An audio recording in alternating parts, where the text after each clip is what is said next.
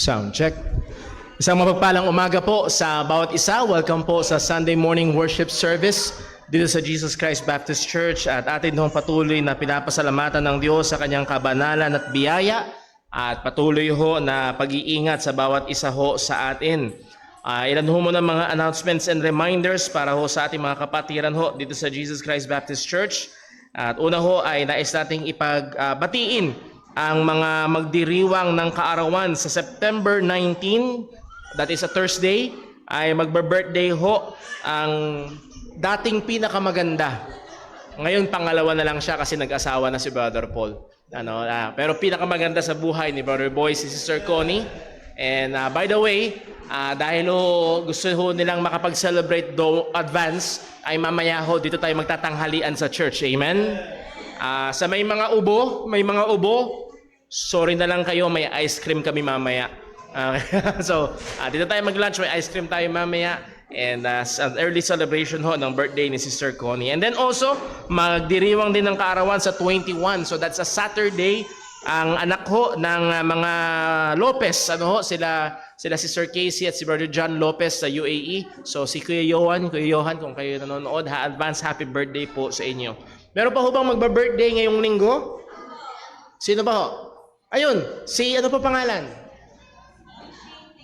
Shane. Si Shane. September 19 din. Okay, happy birthday. Mag-iilan? Magto 2 years old na one. Mag-go 1 year old. Yan. Happy birthday. Purihin ng Panginoon. Well, bukod ho sa mga magdiriwang ng kaarawan, meron ho ba tayong first time visitor? Meron bang first time sa kanila? Wala. First time? Well, pangalawang beses, I believe, yung family ho ni Brother Chad, yung kanyang ina, si Mama Vic, at si Kuya Francis, at nakalimutan kong pangalan ni ate, Joanne. Sa ate Joanne, and then yung kanilang anak, si Yan. So welcome back po dito sa Jesus Christ Baptist Church. Salamat po kasama namin kayo ngayon. With that being said, patuloy natin ipag-pray mga kapatid ang kasalan bukas. 3 p.m. po ang kasalan. Bawal ho ang wedding crashers sapagkat mahigpit ho ang bilang doon sa catering. Pag-pray ho natin, nawa maging maayos ang panahon. And again, mamaya ho, as I have group chat ho sa atin ho mga kapatiran, ay maglilinis tayo ng church pagkatapos ng atin hong prayer meeting. Nawa tayo ho ay magtulong-tulong at para maihanda ho ang ating church sa kasalan po bukas. With that being said, patayuin nga natin ulit si Brother Chad at si Sister Claire. Sister Claire, where Chad? Please stand up. Ayan. So, bukas, tuloy bukas. Ayan, purihin ng Panginoon. At kaya ako ginagawa ho ito dahil gusto kong i-encourage ang ibang mga young people. Napakaganda. Thank you very much po. Napakaganda na kasama nyo ang buong church na nagpe-pray at nagdiriwang. So please, wag nyong nasain ang mga relationship na patago. Wag. Nakakalungkot. At napakaganda na kasama nyo ang buong church family na nagdiriwang, nagpe-pray at nagbabantay at nagpapaalala. So purihin ang Panginoon sa bagay ho na yan. So pag-pray ho natin, 3:00 ang kasalan ho bukas. Okay, meron pa ba ako nakakalimutan? Oh, by the way, last Sunday ho ay nagkaroon ulit tayo ng Pika-Pika Fellowship. And gusto ko kayo encourage pa, kung di nyo pa nasubukan, please, subukan yung umattend. Hindi nyo kailangan magstay ng napakatagal, pero ang laking blessing, ang dami naming napag-usapan, mga tanong about suicide, ano pa ba yung napag-usapan natin? And so on, ang dami. So yun yung nangyayari doon sa Pika-Pika Fellowship. Nagsasanga yung mga tanong, and then hindi lang naman si Brother Paul, si Brother Daniel, iba pang mga kapatiran ay nagko-contribute doon sa issues. So, napakagandang time ng fellowship. At hindi lang yun, busog pa. Last Sunday, ginulat kami, may dumating na 2 malaking pizza.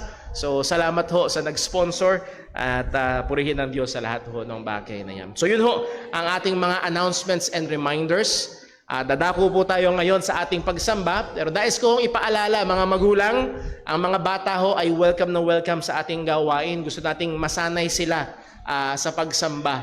At nais ko ipaalala, sa bahay pa lang ay kausapin niyo na yung mga bata. Pupunta tayo sa church at may inaasahan na behavior sa kanila sa loob ng church. At kung kailangan ay i-apply ang discipline upang matuto sila ng tamang asal sa loob ng iglesia. So please, ay gabayan natin at tulungan ang mga bata upang hindi sila maging masyadong distraction sa ating gawain ng pagsamba. At sa may mga cellphones, maging maingat tayo, lalo na kayo nang ginagamit natin bilang Bible, maging malaking distraction po yan sa ating pagsamba sa Panginoon. So dadako tayo sa ating paghahanda sa pagsamba. Tayo muna ay magkaroon ng sandali at personal na pananalangin upang hingin natin ng tulong, gabay at pagsiyasat ng Panginoon natin upang maihanda tayo sa pagsamba sa Kanya. Manalangin po tayo. Let's pray.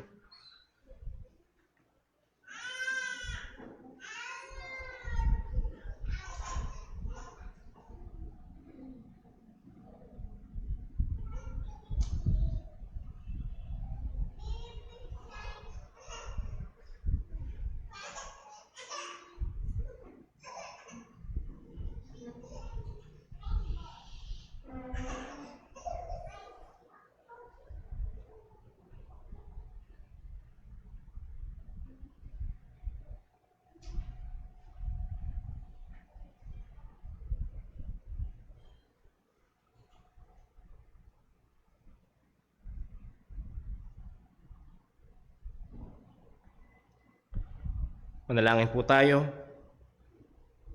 Panginoon naming Diyos, aming Ama sa langit, aming pinupuri, aming tinataas ang iyong pangalan. Tunay ikaw at mag-iisa at tunay na Diyos.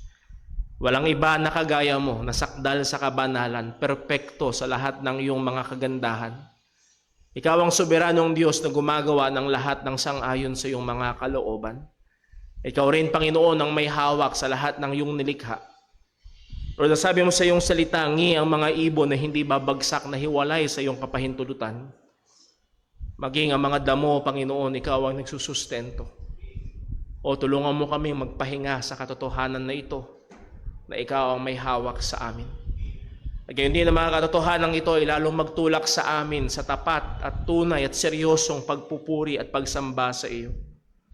Nawa, O Diyos, ang lahat ng aming gagawin sa gawain na ito ngayon mula sa aming pananalangin, sa aming pagkakaloob, pagbabasa ng iyong salita at maging sa pagtanggap namin ng mga katotohanan mula sa pangangaral ng iyong salita. O Diyos, nawa maluwalhati namin ang iyong pangalan. Na sa aming pag-aawitan, O Diyos, nawa, Panginoon, maitaas namin ang iyong pangalan, gayon din mapatibay naming patuloy ang iyong iglesia. Muli, Panginoon, wala kaming ibang nasa kundi maitaas ka. Tulungan mo kami. Ingatan mo kami, O Diyos. Pinalalahanan kami ng iyong salita that when we desire to do good, evil is present. Tulungan mo kaming maging mapagbantay, napakadaya ng aming puso. Tulungan mo kami, Panginoon, na maigapos ang aming mga atensyon, puso't isipan at maituon namin sa iyo upang tunay nga na maluwalhati ka namin. Nalalabas kami sa gawain na ito, hindi lamang dumaan kami sa programa, kundi tunay kaming sumamba. Siyasatin mo kami, O Diyos, sa anumang mga kasalanan sa aming mga buhay o mga bagay man na lumabas sa aming bibig na hindi kalooban mo o mga pagnanasa at kaisipan na taliwas sa iyong mga kautusan. Patawarin mo kami, O Diyos, at patuloy kaming tumitingin sa aming Panginoong Hesukristo, sapagkat sa pamamagitan lamang niya merong kapatawaran ng aming mga kasalanan. Salamat po sa kaligtasan na meron kami sa kay Kristo Jesus. Salamat po na pwede kaming tumawag sa iyo bilang aming Ama. At salamat po, O Diyos, sapagkat alam namin sangayon sa iyong salita na hindi ka malayo. Kung meron 2 o 3 natitipon sa iyong pangalan, ay naririto ka sa aming kalagitnaan. Lahat ng papuri ay sa iyo lamang. Dalangin namin ito sa ngalan ng aming Panginoong Hesukristo. Amen. Basta po tayong lahat at tayo po'y umawit sa ating Panginoon.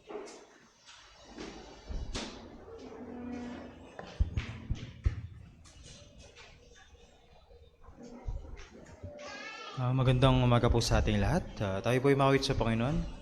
Uwitin po natin, di ko alam ang biyaya.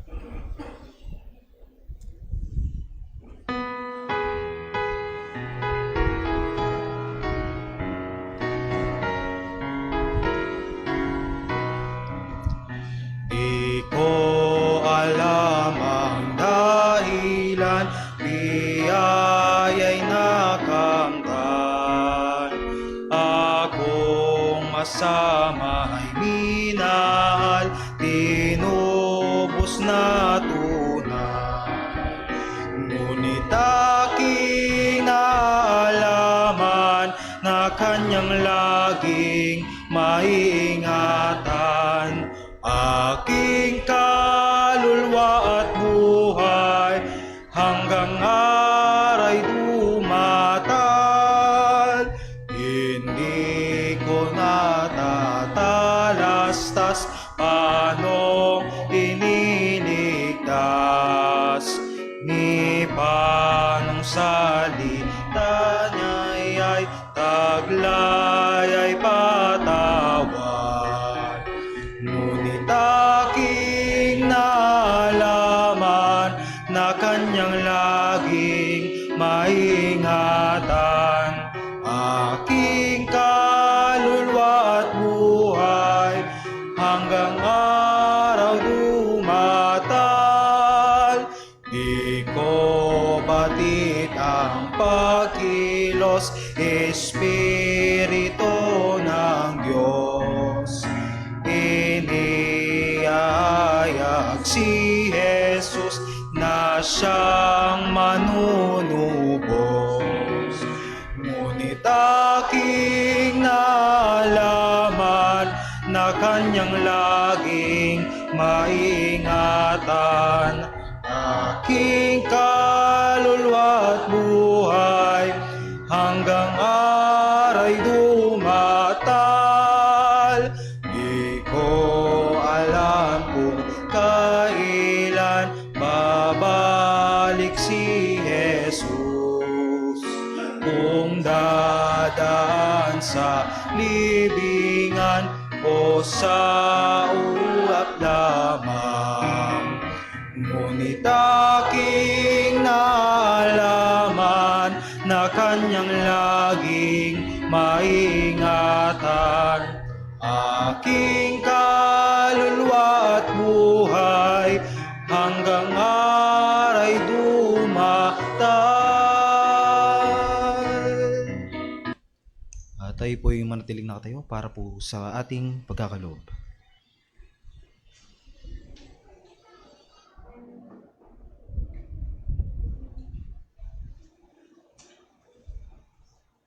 Magandang araw po sa ating mga kapatid sa pananampalataya. Tayo po dadako na sa ating Bible passage for giving. Sabay-sabay po nating basahin ang 2 Corinthians chapter 9 verse 6 to 8. Ready, read. But this I say, he which soweth sparingly shall reap also sparingly, and he which soweth bountifully shall reap also bountifully. Every man according as he purposeth in his heart, so let him give, not grudgingly or of necessity, for God loveth a cheerful giver. And God is able to make all grace abound toward you, that ye, always having all sufficiency in all things, may abound to every good work. Tayo po yung manalangin. Ama naming Diyos na makapangyarihan sa lahat, pinupurit, pinapasalamatan ka namin Panginoon sa iyong masaganang awa at biyaya sa amin Panginoon. Higit sa pagliligtas mo po sa aming mga makasalanan sa pamamagitan ng aming pananampalataya sa aming Panginoong Jesucristo na namatay sa krus ng Kalbaryo. O Diyos, maraming salamat po dahil patuloy niyo po kaming iningatan, higit sa pagpunta po namin sa iyong panambahan upang kami ay magpurit, magpapasalamat Panginoon sa lahat ng iyong ginagawa Panginoon sa aming mga buhay. At sa aming pagkakaloob, Panginoon, ay patuloy po sa liksikin ng aming mga puso, ang aming mga motibo sa pagbibigay, na ituro niyo po sa amin, Panginoon, na magkaroon po kami ng puso na nagagalak sa pagkakaloob sa iyo, Panginoon, sapagkat lahat ng bagay na meron po kami maging ang aming buhay ay buhat po sa iyo, Panginoon. Nawa maging mabuting katiwala po kami, Panginoon, sa lahat ng pinagkakaloob mo po sa amin, material man, salapi, at maging sa spiritual, Panginoon, maging sa pananampalataya po namin sa iyo, Panginoon. Patuloy po kaming lumago, Panginoon, sa pamamagitan ng iyong mga salita. Tulungan at kahabagan niyo po kami, Panginoon. At sa lahat ng malilikom na salapi, O Diyos, ay magamit po ito sa ikakalawak, Panginoon, ng iyong gawain. Nawa, O Diyos, gamitin niyo po ang gawain ito, Panginoon, upang magligtas, Panginoon, ng mga makasalanan na tulad din po namin, Panginoon. Ikaw lamang, Panginoon, may kakayahan na magbago ng aming puso, ng aming buhay, Panginoon. Kung walang yung kapangyarihan, Panginoon, kung walang yung pagkilos, Panginoon, sa buhay ng bawat isa, ay wala po ito, Panginoon. Pagpalain niyo po ang gawain ito, maging sa pag-aaral po namin ng iyong mga salita.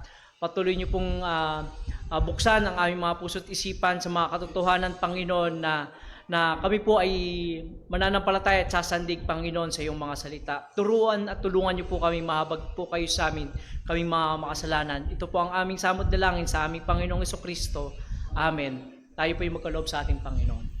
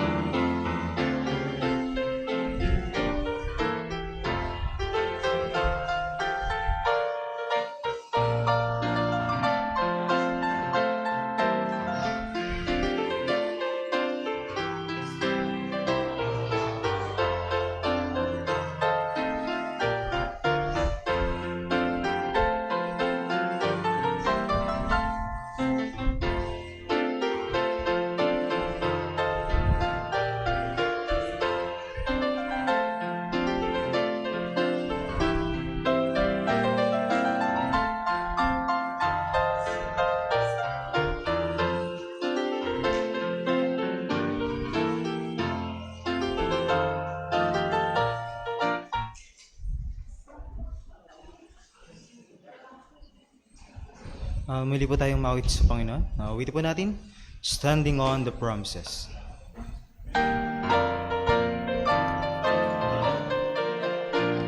Standing on the promises of Christ my King, through eternal ages let His praises ring. Glory in the highest I will shout and sing, standing on the promises of God. Standing, standing, standing on the promises of God my Savior. Standing, standing,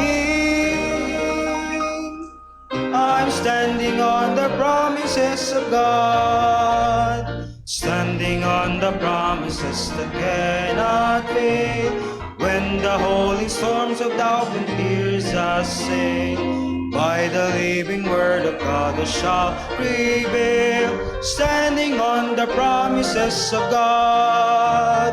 Standing, standing, standing on the promises of God my Savior.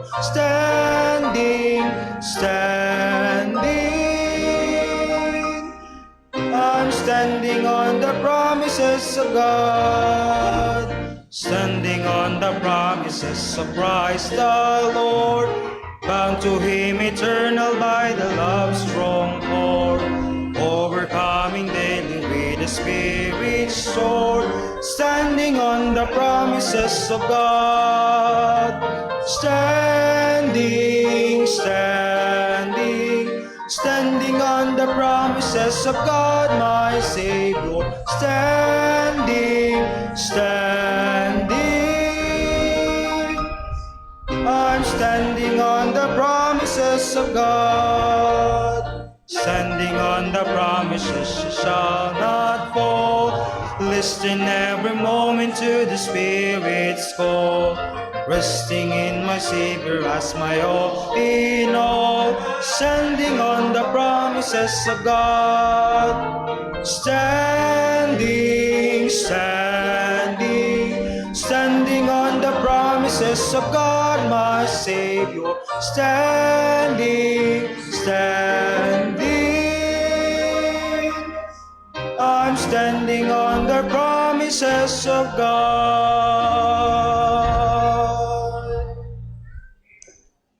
Tayo po'y magstay po lahat para po sa ating pagbasa po ng salita ng Diyos.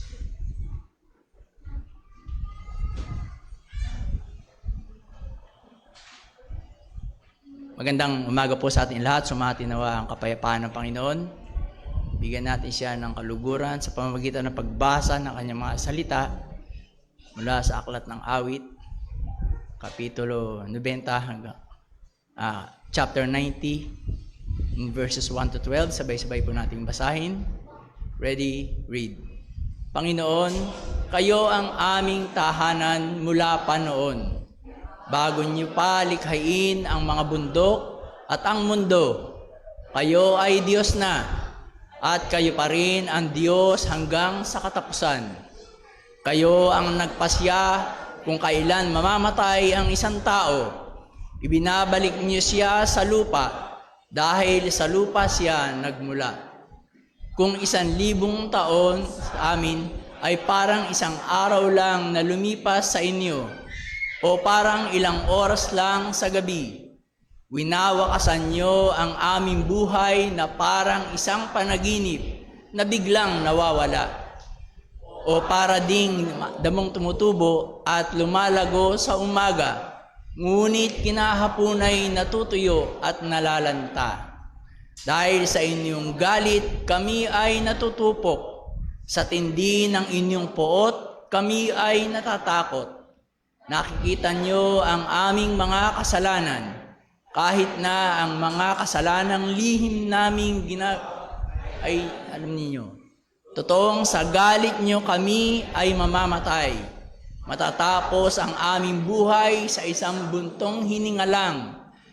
Ang buhay namin ay hanggang 70 taon lang, o kung malakas pa ay aabot sa 80 taon.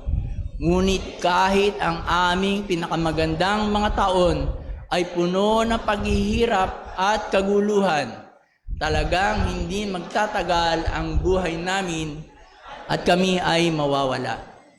Walang lubos na nakauunawa ng inyong matinding galit. Matindi ang kayong magalit, kaya nararapat kayong katakutan. Iunawa niyo sa amin na ang buhay namin ay maiksi lang, upang matuto kaming mamuhay ng may karunungan. Salamat sa Panginoon sa pagkabasa ng kanyang mga salita. Maaari na po tayo magsiupo.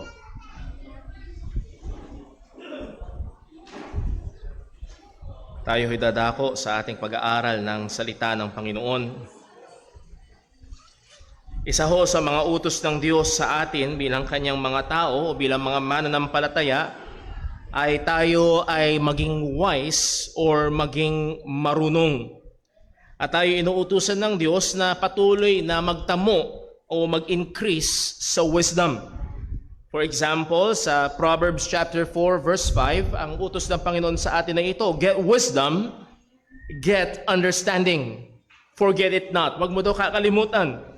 Neither decline from the words of my mouth. So we are commanded to get wisdom. Ganun din sa Proverbs chapter 4 verse 7, wisdom is the principal thing. Therefore, get wisdom, and with all thy getting, get understanding. So napakahalaga ng wisdom. Napakahalagang commodity ng wisdom. Sadly, ito ay hindi isang bagay na binibigyan ng pansin ng marami. Pero ang ating Panginoon ay nag-uutos sa atin, hindi lamang na tayo ay kumuha ng wisdom, kundi humingi tayo sa Kanya. Sa James chapter 1 verse 5, ang sabi, if any of you lack wisdom, kung kulang kayo ng karunungan, let him ask of God that giveth to all men liberally and upbraideth not, and it shall be given him. Humingi tayo sa Diyos ng wisdom. At napakagandang prayer request nito, lalo na para sa ating mga kabataan, to get wisdom. We need to be wise. Tayo rin ay inuutusan ng Biblia na pagmasdan o ikonsidera ang ilang mga bagay-bagay upang makatamo tayo ng wisdom. For example, sa Matthew chapter 6 verse 28, ang sabi, consider the lilies. Bigyan mo ng pansin ang mga damong ito. Sa Luke 12 verse 24, consider the ravens. Bigyan mo ng pansin ang mga ibon na ito. Sa Proverbs chapter 6 verse 6, ang sabi, "Go to the ant, thou sluggard, consider her ways and be wise."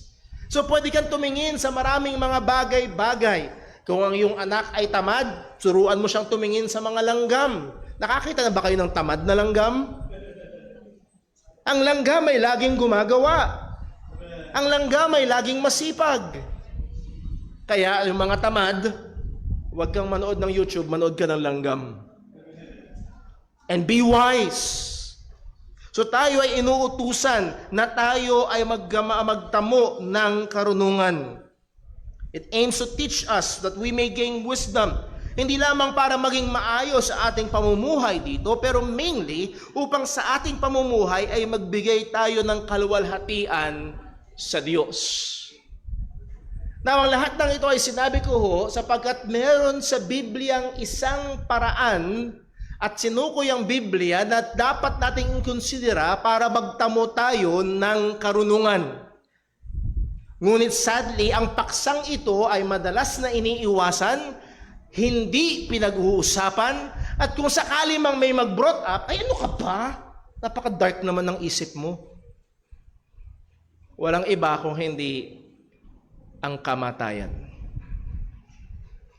Ang sabi ho na Ecclesiastes chapter 7 verse 2, "It is better to go to the house of mourning than to go to the house of feasting."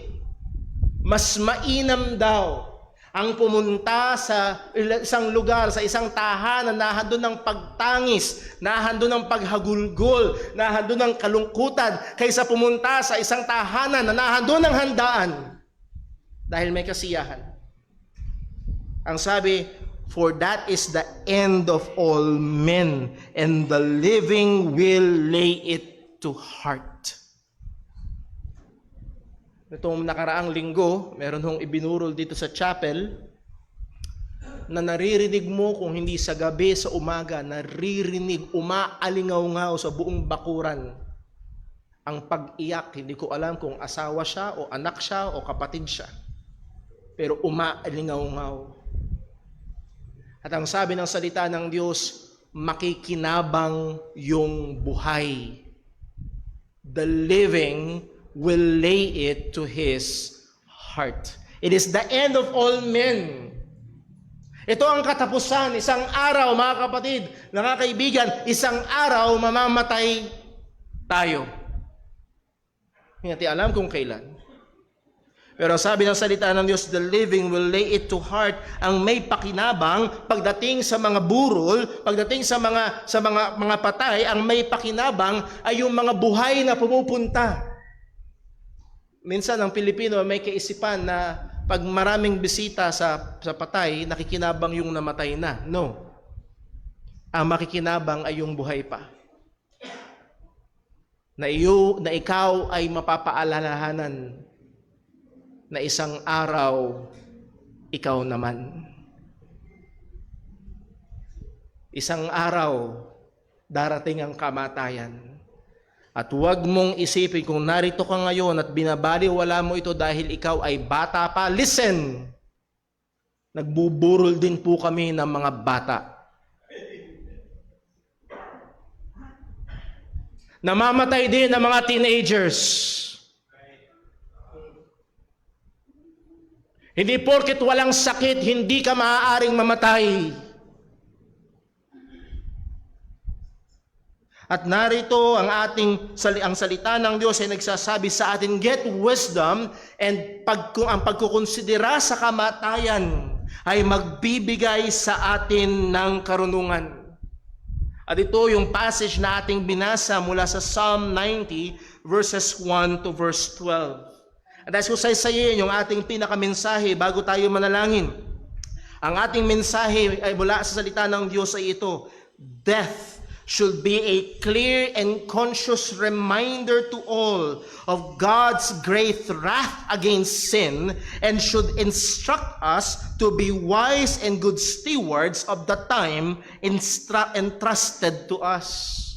Ang kamatayan ay dapat maging malinaw at patuloy na paalala sa lahat ng dakilang puot ng Diyos laban sa kasalanan at dapat magturo sa atin na maging marunong at mabuting katiwala ng oras na binigay sa atin ng Panginoon. At nawa, turuan tayo ng Diyos na tunay nga alalahanin, bilangin, at makita natin na hindi mahaba ang ating oras. Let's pray. Ang naming Diyos, sa aming Ama sa langit, kailangan namin ng liwanag mula sa iyo. Kailangan namin ng katotohanan mo. Lord, marami sa amin ang nalilibang sa buhay na ito. Marami sa amin ang hindi man lang kinukonsidera na maaaring mamaya mamamatay na kami. Maaaring bukas ay ang huling araw namin. O Diyos, tulungan mo nawa kami kagaya ng sinabi ng iyong salita. Hindi para matakot, kundi para magkaroon ng karunungan. Kung paano namin ibubuhay ang oras na iyong pinagkatiwala sa amin. Tulungan mo kami't ingatan, O Diyos. Mahabag ka sa mga wala pa sa pananampalataya kay Kristo. Ikaw po nawa ang magligtas. Dalangin namin sa pangalan ng aming Panginoong Hesukristo. Amen. Again, death should be a clear and conscious reminder to all of God's great wrath against sin and should instruct us to be wise and good stewards of the time entrusted to us. Now, konting introduction ho sa atin hong binasa na awit. Kung meron kayong mga English Bibles, pag binigyan nyo ho ng pansin yung introduction ho niya, o yung pinaka-title, ito ay panalangin ni Moses. This is a prayer of Moses. This is a song prayer by Moses. So si Moses ang may akda ng Psalm 90. At ang konteksto ho nito ay ang katotohanan na si Moses ay maaaring isa sa mga leader na nakasaksi ng matinding napakaraming kamatayan sa kanyang pangunguna sa mga tao ng Diyos. What do you mean, Brother Paul, na siya'y nakasaksi ng maraming kamatayan? If you remember, sa pag-aaral natin about kay Joshua a few weeks ago, ay nag-report yung 12 espiya, yung 10 ay nagsabing hindi natin kaya, yung 2 ay nagsabing kaya natin, pero naniwala ang mga tao doon sa 10. And guess what? Hindi baliwala sa Diyos yung kawalan ng pagtitiwala sa Kanya. Ang sabi ng Panginoon sa Numbers chapter 14, verse 28, anong naging tugon ng Diyos? Ang sabi ng Diyos sa ito, say unto them, as truly as I live, saith the Lord, as ye have spoken in mine ears, so will I do to you. Ano ba ang sinabi nila? Well, matatalo lang tayo, mauubos tayo, magagapi tayo. At ang mga anak natin ay magiging alipin lang ng mga dambuhala at mga makapangyarihang tao na huwag nating sakupin ng lupang ipinangako ng Diyos. Hindi natin kaya. At ang sabi ng Diyos, yun pala, di yun ang mangyayari. Ang sabi sa verse 29, your carcasses, yung mga Tagalog ng carcass, mga bangkay ninyo, ang inyong mga bangkay shall fall in the wilderness, and all that were numbered of you according to your whole number, from 20 years old and upward, which have murmured against me. Ang sabi ng Panginoon, 20 years old pataas, mamamatay lahat. Kayo na mga hindi nagtiwala sa akin. Pagdating sa verse 30, doubtless ye shall not come into the land concerning which I swear to make you dwell therein, save Caleb the son of Jephunneh and Joshua the son of Nun. But your little ones which ye have said shall be a prey, them will I bring in, and they shall know that the land which ye have despised. But as for you, your carcasses shall fall in this wilderness. Pangako ng Diyos yun. Mamamatay kayong lahat sa ilang na ito. Yung mga anak nyo na sabi nyong magiging alipin lang, ipapahiya ko kayo sila ang ipapasok ko sa lupang ipinangako ko. So si Moses, if you can just imagine this, si Moses for more or less 40 years, na witness niya ang kamatayan ng libu-libong mga tao. As much as ang sabi ng mga theologians, there is as much as 1.2 million na mga Hudyo na pinangunahan ni Moses, at lahat ng 20 years old pataas, ang sabi ng Diyos, hindi kayo papasok. And if you will divide it, yung 1.2 million sa 40 years, more or less 60 to 70 a day ang namamatay. Kung ikaw ang leader, naalala ko ho vividly nung nilibing ho natin si Brother Rogelio Ardiente. Nung pauwi, na ang kasama ko sa sasakyan ay si Nanay Oding na wala na rin. Ay, habang nagdadrive ako, sabi ko sa sarili ko, bilang pastor, ganong karaming beses ko pa gagawin ito? Ganong karaming members ng church ang paglalamayan at ililibing, na speaking mula sa puso na masakit, mabigat, mahirap. And si Moses, at least 60, 70 a day. At lahat ng iyon ay mahigit sa malamang kilala niya at marami siyang mga nakasama for 40 years. Alam niya, itong mga ito hindi papasok. Siya mismo hindi papasok. Dahil hindi sila nanampalataya sa Diyos. Ito ang context ng Psalm 90. Ito ang context ng Psalm 90. So kung babalikan natin, dalawa ang punto na gusto kong makita natin. Una, ang pagpuri sa Diyos sa kanyang pagiging eternal. Pangalawa, ang pagkakilala sa kahinaan ng tao. Praising God for His eternality and then perceiving man's frailty. Number 1, tingnan ho natin verses 1 and 2. Praising God for His eternality. Ang pagpuri sa Diyos sa kanyang kalagayan na kawalang hangganan, na kanyang pagiging perpekto in relation sa oras. Lord, ang sabi sa verse 1, Thou hast been our dwelling place in all generations. Ikaw ang aming dwelling place, ikaw ang aming tanggulan, ikaw ang aming tahanan, ikaw ang aming proteksyon. Again, ang tahanan noon ay nagsisilbing proteksyon sa init ng araw, sa lamig sa gabi o sa ulan, at maging sa mga bababangis na mga hayop sa paligid. At ang sabi ni Moses, You are our dwelling place. Maaaring nire-recall dito ni Moses kung paano ang Diyos ay naging tapat sa kanyang mga tao, kung paano sila ay iniligtas mula sa Ehipto. And yes, for 40 years ay nagpaikot-ikot sila sa ilang, pero ang nagsustento pa rin sa kanila ay ang Panginoon. You are our dwelling place. God has been faithful in sustaining His people. Tapat ang Diyos sa pagsustento sa kanila. Then sa verse number 2, Moses went back way beyond sa simula ng Israel. Ang sabi niya, before the mountains were brought forth, or ever thou hast formed the earth and the world, even from everlasting to everlasting, thou art God. Pinuri, inirecall ni Moses ang pagiging kawalang hangganan ng Panginoon. Hindi nagsimula ang Diyos nung tinawag niya si Abraham. Hindi nagsimula ang Diyos sa Genesis 1:1, kundi ang Diyos ay walang simula.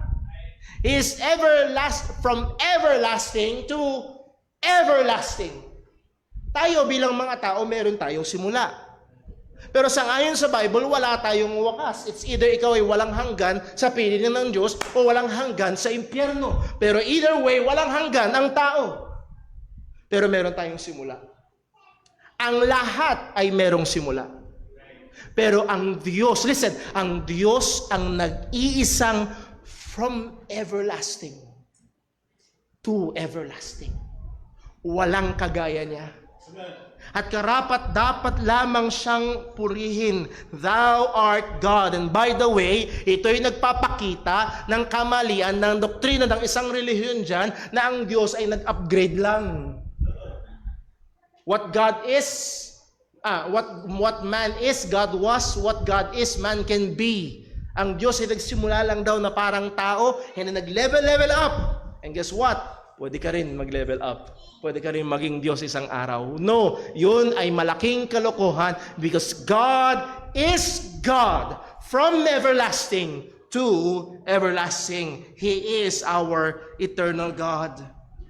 Pinapakita nito ang kadakilaan ng Diyos na ang Diyos ay wala siya sa ilalim ng oras, siya ang Panginoon ng oras. Hindi siya sumusunod sa oras, siya ang nagtatakda ng oras, siya ang lumikha ng oras. Ang sabi ng Psalm 90 verse 4, na kagaya nung nabasa natin, for 1,000 years in thy sight are but as yesterday. Ang 1,000 taon sa patingin ng Panginoon parang kahapon lang. Ibig sabihin, hindi natin pwedeng isipin na ang Diyos ay parang kagaya natin na nagpa-function in time. Hindi ganun ang Panginoon. He is an eternal being. So this is the first point. Ang Diyos na ito na walang hanggan at walang katulad sa kawalang hanggan at perpekto ay karapat dapat purihin. And then ang Diyos din na ito na walang hanggan, na siya ang Panginoon ng oras. Listen, siya ang may hawak ng ating oras. At ito ang i-develop, ipapakita ni Moses, verses 3 hanggang verse 12. Verse 3, this is the bulk of our study, the frailty, perceiving the frailty of man. Ang pagkilala, ang pag-unawa kung gaano kahina, gaano karupok ang tao. Pagdating sa verse 3, ang sabi ni Moses, thou turnest man to destruction, and sayest, return ye children of man. Now, yung word na destruction ho dyan, pag tingnan nyo ho sa Hebrew, it means to be crushed. Walang iniwan yan sa dudurugin kita na parang abo. Sa ESV, actually, ang translation, you return man to dust. Ikaw ang nagbabalik sa tao sa alikabok. Please take note, you, God, ang Diyos ang nagbabalik sa tao sa alikabok. Hindi ang cancer, hindi ang gera, hindi yung kriminal, o hindi yung aksidente ang nagbabalik sa tao sa alikabok. Ang Diyos ang nagbabalik sa tao sa alikabok. You remember Job? Na kung saan yung 10 mga anak niya ay namatay. Just like that. At ang sabi ni Job, ang sabi niya, the Lord gave, hindi sinabing, and Mother Nature take it away. The Lord gave and Satan took away. No. Ang sabi ni Job, the Lord gave and the Lord take it away. So yes, maaaring sa pantaong pananaw, may aksidente, may natural disaster, may karamdaman. Pero wag nating hahayaan na mawala sa ating mga paningin ang soberanong kamay ng Diyos sa likod ng mga bagay na ito, sapagkat yun lang ang magbibigay sa atin ng kapayapaan. Yun lang ang pwedeng kapahingahan ng Kristiyano. Hindi ko sinabing magiging madali, lalo na kung maging biktima ka ng isang krimen na nagdulot ng pagkawakas ng buhay ng iyong minamahal. Pero ang pwedeng maging kalakasan ng Kristiyano ay ang katotohanan na kahit ganito ang nangyayari, hawak pa rin ng Diyos. Hawak pa rin ng Panginoon. Thou turnest man to destruction or to dust, and sayest, return ye children of man. He says, siyang nasusunod. Listen, hindi yung sinabi ng doktor, may 6 months ka na lang. Hindi yun ang masusunod. Ang sinabi ng Diyos ang masusunod. Kung sa kalooban ng Diyos, hindi 6 months, 6 hours, hindi ka aabot ng 6 months. Pero kung kalooban ng Diyos ay 6 years, hindi ang doktor ang magtatakda. Ang salita ng Panginoon, ang deklarasyon ng Panginoon. Ang Diyos, ang kanyang salita, in stating that man's time is up, siya ang may hawak sa oras ng tao, siya ang may hawak sa buhay ng tao. As we are reminded sa Matthew chapter 10 verse 29, ang sabi ng ating Panginoong Hesukristo, are not 2 sparrows sold for a farthing or for a penny? Barya lang ang mga ibon na ito. Pero ang sabi ni Jesus, and one of them shall not fall on the ground without your Father. Hindi babagsak ang pinakahamak na ibon, hiwalay sa kapahintulutan ng Ama. Kung naririto ka, and kanina lang may nakikinggan akong question and answer at magtatanong yung isang babae na halos maparalis siya ng takot dahil sa pag-iisip niya ng kamatayan. Halos tumigil siyang mag-function dahil the year before namatay yung kapatid niya, and then yung kaibigan niya, and then a few months ago na naginip daw yung kapatid niya at yung pang kaibigan niya na namatay daw siya. At mula noon natuturete siya patungkol sa kamatayan. At dito magpapahinga ang Kristiyano. Hindi babagsak ang isamang ibon. Hindi matutuyo ang isamang damo. Hiwalay sa kamay ng ating Ama. He is very much concerned sa atin. Hawak niya tayo.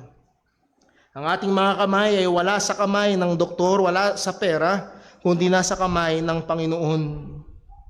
Nawa, mag-grasp natin ito ng may katotohanan. Ultimately, ma-realize natin na nasa kamay ng Diyos ang ating mga buhay. For example, gusto ko lang magbigay ng example para hopefully ma-sense natin. Isang araw may tumawag sa cellphone mo. Hello? Hawak namin ang anak mo. Hawak namin ang anak mo. Tingin nyo may epekto sa buhay nyo? Yes. Tao lang ho yun, taong nagpapanggap na akala nila sila ang may hawak. Ang punto ko ito, mga kapatid, malinaw sa Biblia na ang Diyos ang may hawak. Pag narinig mo na hawak namin ang anak mo, guess what? Ang iyong atensyon ay nahandon. Titigilan mo yung pagluluto mo, titigilan mo yung ginagawa mo, at ibibigay mo doon ang buong atensyon mo. Kasi hawak nila. Pero narito ang napakaraming mga tao na hawak ng Diyos ang ating mga buhay, na araw-araw nagbabaliwala sa Diyos. Gaanong katinding kamangmangan. Alam mo yun, yung nakikabit ka lang ng kuryente, nakikisaksak ka ng kuryente, binibigyan mo ng pansin yung kapitbahay. Bakit? Nakasalalay sa kanya yung kuryente nyo. Hindi mo bubusitin yung kapitbahay. Bakit? Pag hinugot niya yon, madilim ang buhay. Kuryente lang yon. Pero narito ang Diyos na may hawak ng susunod nating hininga. At binabaliwala natin araw-araw.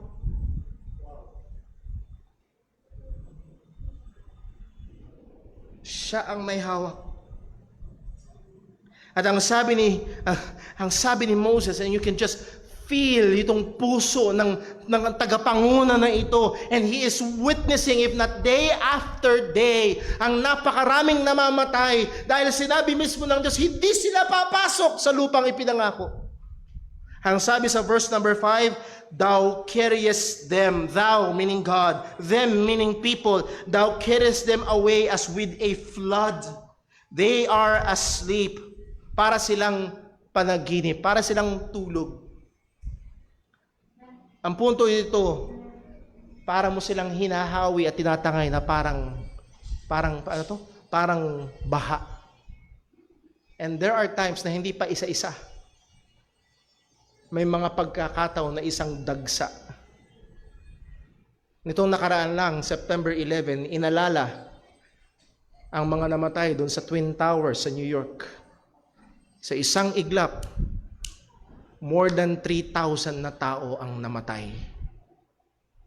At kapag ganung karaming tao sa isang iglap nayayanig, kahit tayo dito sa Pilipinas, ako, naaalala ko pa rin, yung hating gabi na binuksan ko yung TV at nagbabrowse ako, dadaanan ko yung balita, naaalala ko pa rin. Yung impact na naiisip mo, ganong karaming tao ang nalibing doon. Pero sabi ng Panginoon, kahit sa mga ganong trahedya o mga natural disasters, yung naging lindol doon sa Turkey, yung dumaan na Yolanda, by the thousands, hindi ba hawak ng Diyos? Hindi ba hawak ng Panginoon? Sabi ng salita ng Panginoon, Thou carriest them away as with a flood.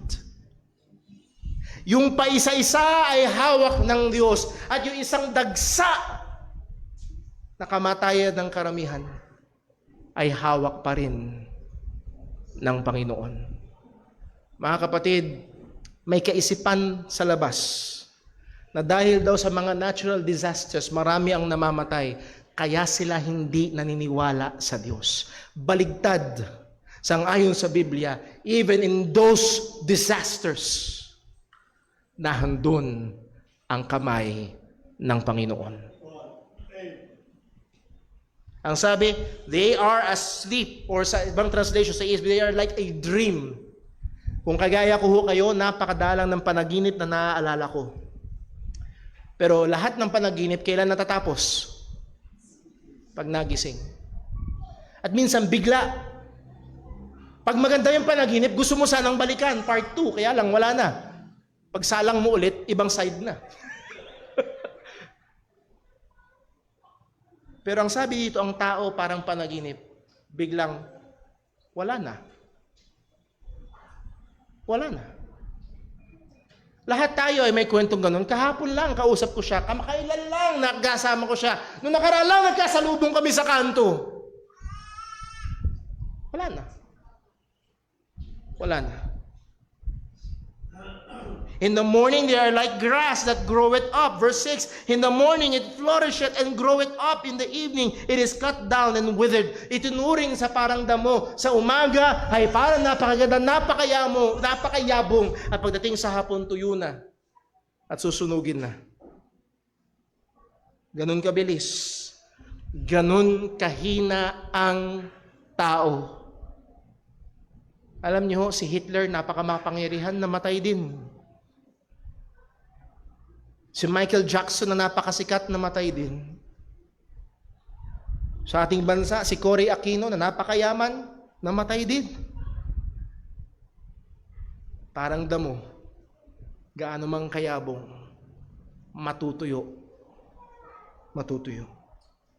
Ang lahat ng ito ay tumuturo sa isang katotohanan na ang tao ay marupok. Kahit anong oras pwedeng dumating ang kamatayan, isa-isa o maramihan. Pero ang lahat ng ito ay nagsasabi rin sa atin na ang Diyos ang may hawak. Ang Diyos ang may hawak. Ang sabi sa Deuteronomy 32 verse 39, Deuteronomy 32 verse 39, See now that even I am He, and there is no God with me. Walang ibang Diyos, wala akong kasamang iba. And what's the next two words? Ito ang hindi mailagay sa bokabularyo ng theology ng maraming mga tao. I kill and make alive. I wound and heal. Neither is there any that can deliver out of my hand. So yes, God is involved sa lahat ng kamatayan. Hindi niya inihiwalay ang kanyang sarili. Merong theology dyan sa labas, open theism, na sinusubukang ililigtas ang Diyos sa sisi. Ay hindi, kaya nagkaganyan kasi hindi alam ni Lord. Hindi niya alam yung mangyayari, kaya na-aksidente. Hindi niya alam yung mangyayari. Hindi niya alam na ganun kalakas yung bagyo, kaya maraming namatay. Hindi niya alam na ganun kalakas yung lindol, kaya maraming namatay. Hindi niya alam, kaya hindi niya kontrolado. Ang sabi ng Panginoon, ako.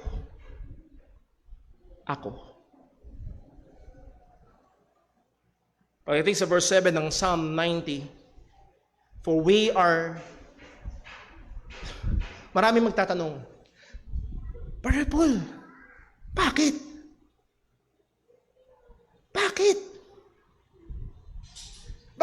Bakit minsan isang dagsa by the thousands ang namamatay? Bakit? Now, primarily sa context nila Moses, nauunawaan ito nila Moses, pero there is a wider application. Anong sabi ni Moses sa verse 7? For we are consumed by thy anger. Dahil itong mga taong ito, sa context sa Psalm 90, ay yung mga taong hindi nanampalataya sa Diyos, at ang Diyos sa galit niya, nangako siya, kayong lahat ay mamamatay. Now, huwag nating isipin na mas mabuti tayo kaysa kanila. Na para bang sila lang ang nagkasala at tayo ay napakalinis. Anong sabi ng Bible? Ang kabayaran ng kasalanan ay kamatayan. Listen mga kapatid, hindi nakakamangha na may mga pagkakataong maraming namamatay. Ang nakakamangha, alam niyo ho, hanggang ngayon, humihinga pa rin tayo. Yun ang nakakamangha. Sapagkat ang kabayaran ng kasalanan ay kamatayan. Ako ay makasalanan. Bakit buhay pa rin ako? Yun ang nakakagulat. Hindi nakakagulat na may namamatay. Ang nakakagulat ay merong buhay. O hindi lang basta buhay. Kumakain pa tayo. Mamaya kakain tayo. Mamaya lalasapin mo yung napakasarap na ice cream. Nakakapunta ka pa sa mall. Nakakapag-enjoy ka pa ng napakaraming mga bagay. Pero ang dapat sa atin ay kamatayan. Mga kapatid, hindi ko sinasabing hindi mabigat sa kalooban. Pero gusto kong maunawaan natin, ang Diyos, listen, ang Diyos ay galit na galit sa kasalanan. Galit na galit siya sa kasalanan.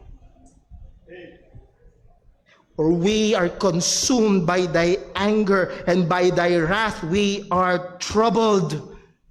And I can just imagine si Moses bilang tagapanguna at ngayon nagbabalita sa kanya, oy, si ano namatay? And he will remember yung nabasa natin sa Numbers chapter 14, dahil hindi tayo nanampalataya sa Diyos. Dahil hindi tayo sumunod sa Diyos. Dahil galit ang Diyos sa kasalanan. At isa sa mga matututunan natin, mga kapatid, na pag dumating ang araw, merong nakaburol at pupunta tayo, nawa umalingaw-ngaw sa ating isip habang tinitignan natin yung kabaong. Ang Diyos ay galit sa kasalanan. Ang Diyos ay galit sa kasalanan. Tuwing may namamatay, ang isang maliwanag na katotohanan, ang Diyos ay galit sa kasalanan. We are consumed by the anger.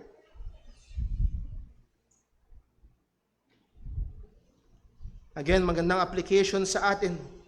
Ang sabi ng Romans chapter 5 verse number 12, therefore just as sin came into the world through one man, and death through sin, and so death spread to all men because all sinned.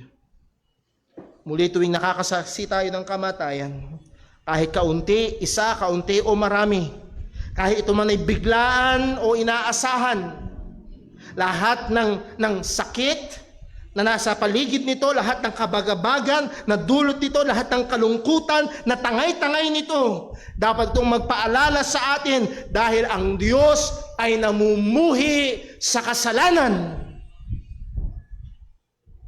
Kaya napakasakit. Kaya napakabigat. Dahil ang Diyos ay galit sa kasalanan. Ang sabi ng James chapter 1 verse 14, but every man is tempted when he is drawn away of his own lust and enticed. Then when lust hath conceived, it bringeth forth sin. And sin, when it is finished, what? It bringeth forth death. Sino ho dito ang magulang na hahayaan nyo maglaro ng baril ang inyong mga anak? Totoong baril. Meron? Bakit? Bakit di nyo hayaang maglaro ng baril yung mga bata? Ha? Delikado? Ano pwede mangyari? Pwedeng? May nangyari na bang ganon? Meron na ho. Sa Amerika, kung nabalitaan nyo, shotgun. Walang pag-asa yung bata. Hindi natin hinahayaang maglaro ng baril ang bata kasi nakamamatay. Ang sabi ng Biblia, listen, ang sabi ng Biblia, ang kasalanan ay nakakamatay. O mga magulang, huwag niyong hayaan. Huwag niyong hayaan ang mga bata na magkasala sa Diyos. Ay, hayaan ko sila kung anong gusto nilang pananaw. No. Huwag niyo hayaan. Dahil ang kasalanan ay nakakamatay. Ang Diyos ay galit sa kasalanan. At ang sabi sa verse 8 ng Psalm 90, Thou hast set our iniquities before Thee, our secret sins in the light of Thy countenance. Si Alice Go. Ay ilang beses nang paulit-ulit sumasalang sa paglilitis ng Senado. Yes? Hindi ko po maalala, Your Honor. Hindi yun kailangan sa Diyos. Hindi na kailangan ng fingerprint, kumpara yung pirma at yung picture niya, hindi kailangan yun. At ang sabi ng salita ng Diyos, Thou hast set our iniquities before Thee. Listen, ang lahat ng kasalanan ay kasalanan sa harapan ng Diyos. Mga young people, ang lahat ng kasalanan ay kasalanan sa harapan ng Diyos. Akala mo na itatago?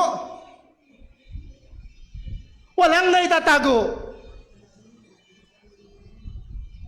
Kung may ginagawa kang kasalanan, ginagawa mo yun sa harapan ng Diyos. Walang iniwan yun sa nag-e-exam ka, nangungopya ka habang nasa harapan yung teacher.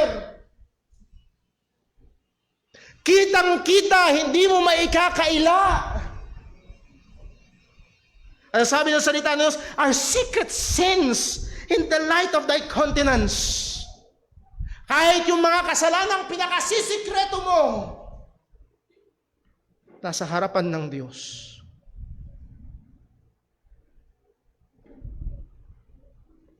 Sabi ng Proverbs 15 verse 3, The eyes of the Lord are in every place, beholding the evil and the good. Hindi tayo makakapagtago ng anumang kasalanang ginagawa sa harapan ng Panginoon. As David said sa Psalm 51 verse 4, Against Thee only have I sinned and done this evil in Thy sight. Nung pinatawag niya si Bathsheba at nung pinasok niya sa kwarto niya si Bathsheba at yung ginawa niya yung pangangalo niya, it's in the sight of God. Nung nagsinungaling ka kay nanay at tatay mo, kita ng Diyos. Nung kinuha mo yung hindi sa'yo, kita ng Diyos. Kahit yung ninasa mo sa puso mo na hindi dapat, kita ng Diyos.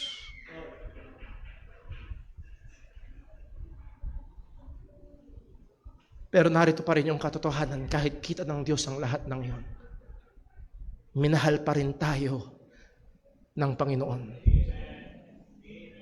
Ang sabi na aklat ng Roma, But God commended His love toward us. Pinakita ng Diyos ang kanyang pag-ibig sa in that while we were yet sinners. Habang harap-harapan sa tingin ng Diyos, kitang-kita ng Diyos, nagkakasala tayo sa Kanya, binigay niya si Jesus para iligtas tayo mga makasalanan. Ito lang ang pag-asa natin. Ang tanging nag-aalis ng mga kasalanan ay ang kordero ng Panginoon. Sa verse 9, for all our days are passed away in thy wrath. We spend our years as a tale that is told. Again, this is a clear reference sa Romans chapter 1 verse 18. That is, lahat ng good na nasa atin ay biyaya lamang ng Panginoon, mercy lamang ng Panginoon. That this is the honest view of life, that life is full of trouble, for all our days are passed away in thy wrath. Yes, may mga masasayang sandali, pero naparami ng mga napakalungkot na sandali. As Job said, Job 14:1, man is born of a woman of few days and full of trouble. Maiksi lang ang panahon ng tao, pero ang kanyang buhay ay puno ng mga problema. Why? Dahil ang Diyos ay galit sa kasalanan. Kahit ang mga mananampalataya ay hindi exempted. Ang sabi ng Diyos, ang mahal niya ay pinapalo niya. Sa verse number 10, the days of our years are 80 years and 10. And if by reason of strength they be 80 years. Sa ano daw? Score? 1 score is 20. 3 scores plus 10, 60 plus 10, 70. Yun yung general observation. Hindi ito ironclad promise ng pangako ng Diyos 70 or 80 years old. No. Ito yung general observation ni Moses na generally namamatay 70, kung malakas-lakas 80 years old. Pero ang sabi ng salita ng Panginoon, yet is their strength, labor, and sorrow, for it is soon cut off and we fly away. Yung 70 years na yun, yung 80 years na yun, ay puno pa rin ng kabagabagan, at ang sabi ng salita ng Panginoon, it is soon cut off. Take note the word soon. And yes, humanly speaking, pag ang isang tao nasa 70, 80, tas namatay, anong sinasabi natin? Okay na. Tama? Pero pag 40, 50, bata pa. Pag 70, 80, okay na, matanda na siya, matagal na yung ibinuhay niya. No. Sa lente ng salita ng Diyos, that's soon. It's soon.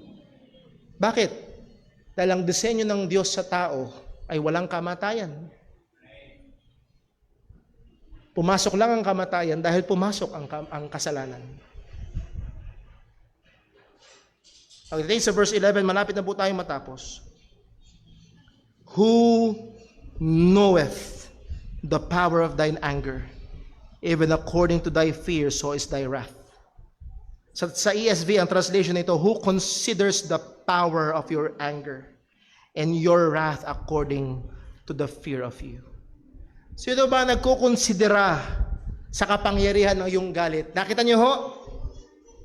Ang kamatayan at maging mga kabagabagan sa buhay, lahat ng ito ay kahayagan din ng galit ng Panginoon sa kasalanan. Who considers the power of your anger? Have you paused for a while? Dumating na ba ang araw na naupo ka at tumahimik ka lang at kinonsidera mo kung gaano katindi ang galit ng Diyos sa kasalanan? Kaya ang sabi niya ho sa atin sa verse number 12, so, teach us to number our days. Lord, ikaw ay galit sa kasalanan. Lord, ikaw ang may hawak ng aming mga buhay. Lord, ang buhay na pinagkatiwala mo sa amin ay puno ng kabagabagan. So Lord, teach us to number our days. Babalik pa rin tayo sa Kanya na may hawak ng ating mga buhay. At karapat dapat nating hingin ang tulong niya. Naturuan niya tayo na bilangin ang ating mga kaarawan. Yes, hindi natin alam kung kailan tayo mamamatay. Pero nakalimutan kayo, ano yung translation sa Tagalog kanina? Pakiano ho yung translation sa Tagalog kanina. Merong ginamit na translation sa Tagalog kanina na saktong-sakto. Kung ipaunawa nyo sa amin na ang buhay namin ay maiksi lang. Naunawaan ho ba natin? Na maiksi lang. Young people, I'm sorry to say, maiksi lang. Maiksi lang. Kung yung anak ko naming si Timmy ay wala pang masyadong sense ng pera. Lagi siyang, Daddy, sakay tayo airplane, punta tayo Amerika. Ay ko, anak, mahal eh. Daming pera kailangan. Oo, dami. May piggy bank ako. Mas marami dyan, anak. Baka 1,000 piggy bank. Baka ganun. Baka pwede. Akala niya ay almost parang unli. Pag dumadaan kami sa Walter, lalo nung bata pa siya, kuha lang siya ng kuha. Ano to? Kami naman, alis ng alis. Hindi niya pa na uunawaan yung kaisipan, yung katotohanan na limitado yung pera. Kapatid, kaibigan, na-consider mo na ba na limitado ang buhay? Maiksi lang. Maiksi lang. So ang ating panalangin sa Panginoon na ito, Lord, turuan mo kami. Ang dali naming malibang sa napakaraming mga bagay, turuan mo kami para ano mangyari? To apply our hearts to wisdom.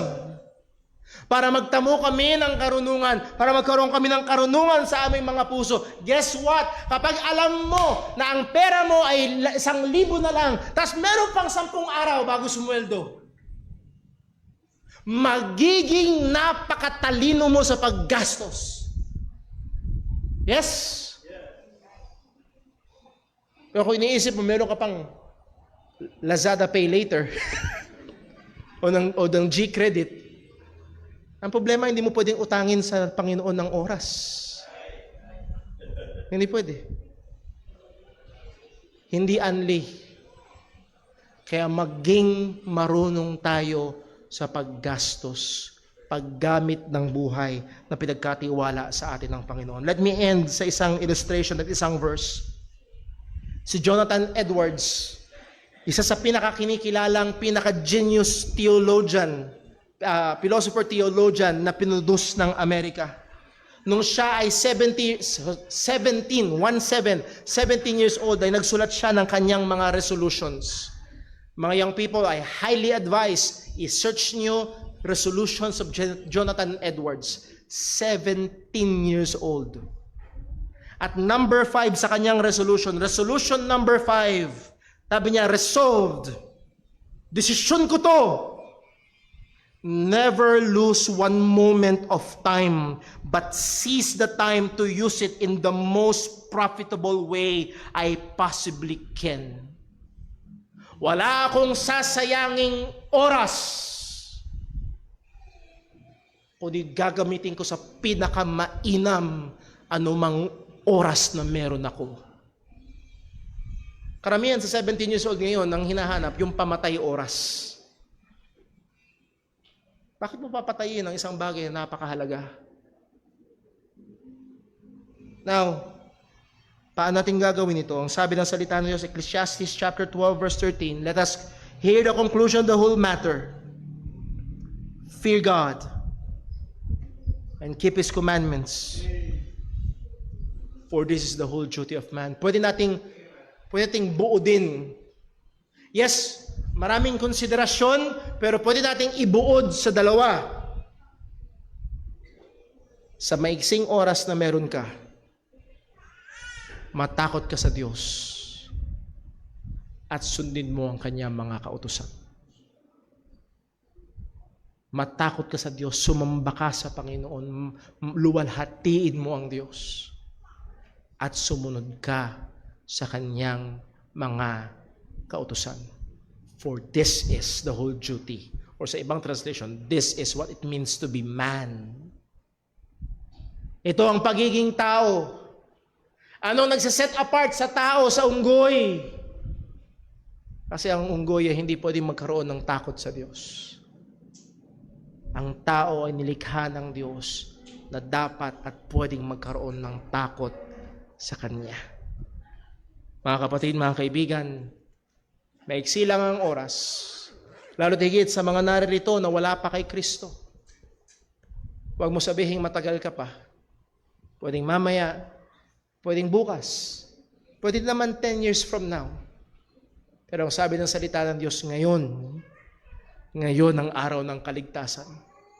Kung naririnig mo ang tawag ng Ebanghelyo, aminado kang ikaw ay makasalanan at alam mong si Jesus lang ang tagapagligtas ng makasalanan, ngayon ka magsisi at manampalataya kay Kristo.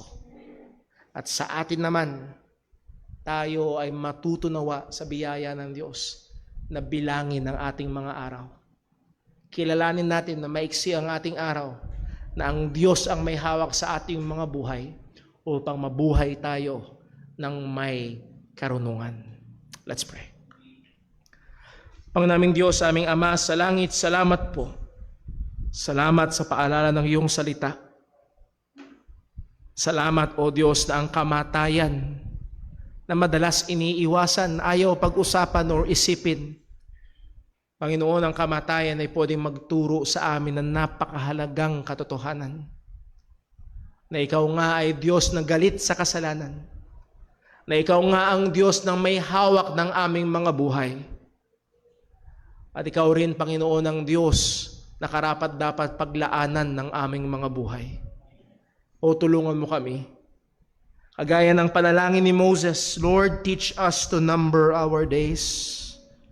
Ang mundong ito ay pinipilit kaming kumbinsihin na sayangin ang aming mga oras. Gamitin sa mga bagay na lilipas, matutunaw lamang. O turuan mo kaming tumingin sa mga bagay na nasa itaas. Bigyan mo kami ng mga mata na nakakakita ng mga walang hanggang bagay, mga eternal na bagay, at hindi mga makamundong bagay lamang. O Panginoon, turuan mo kami. Kailangan namin ang iyong pagtuturo. At muli, O Diyos, sa mga wala pa sa pananampalataya kay Kristo, ikaw po nawa ang kumilos at magbukas ng mga puso at gumawa sa kanilang ikaliligtas. Salamat po sa iyong salita. Salamat po sa iyong paalala. Dalangin namin ito sa ngalan ng aming Panginoong Hesukristo. Amen. Basta po tayong lahat at tayo po umawit ng ating pangwakas na awit.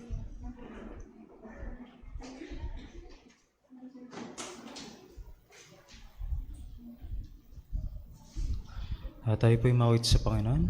Mawitin po natin. It is well with my soul.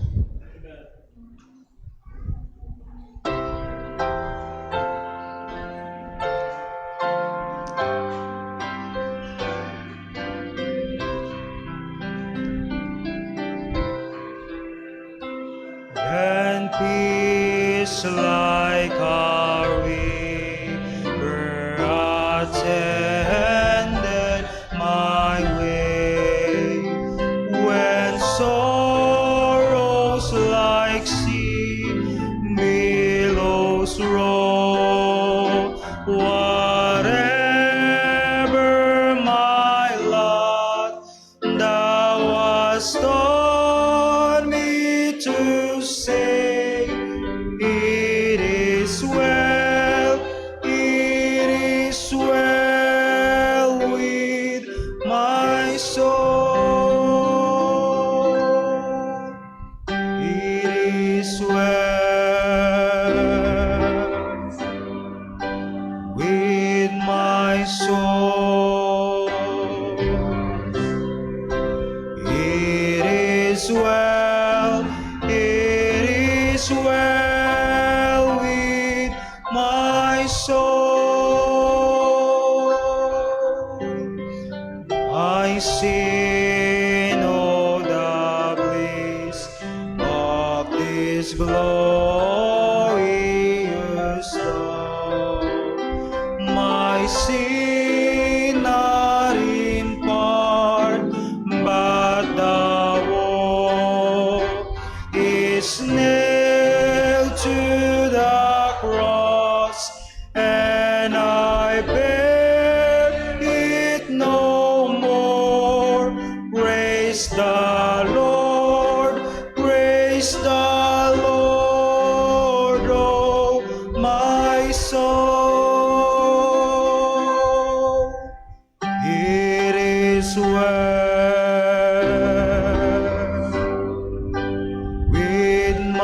soul. It is well with my soul.